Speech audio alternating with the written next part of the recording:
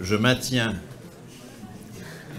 qu'il est absolument fondamental de se battre contre toute définition de quelqu'un comme exclu et comme pauvre.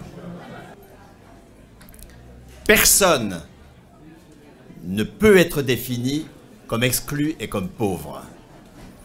Définir quelqu'un par son manque, c'est lui faire une violence tout à fait considérable.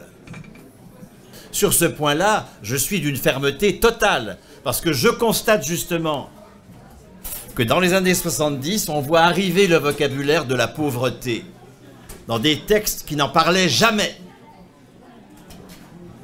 Déclarer quelqu'un pauvre, c'est lui faire une violence inadmissible.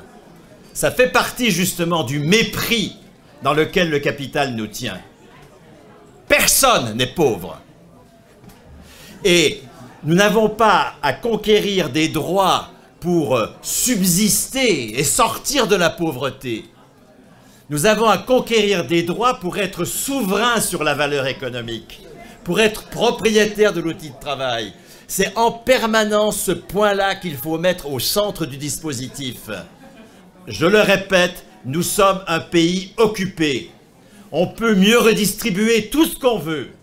Tant que nous ne décidons pas de l'outil de travail, et de l'outil de travail dans sa totalité, parce qu'on peut évidemment faire des jardins bio dans un océan d'agrobusiness.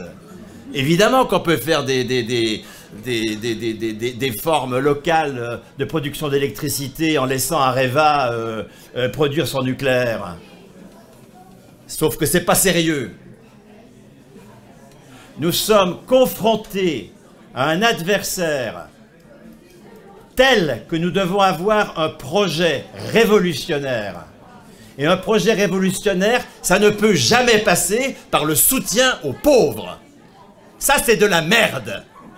Moi, je ne soutiens pas les pauvres. Je ne désigne personne comme pauvre.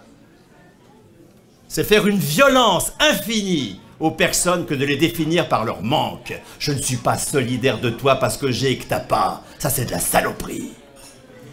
Je suis solidaire de toi parce que nous avons ensemble à construire une alternative au capital. Et ce n'est pas une partie de plaisir.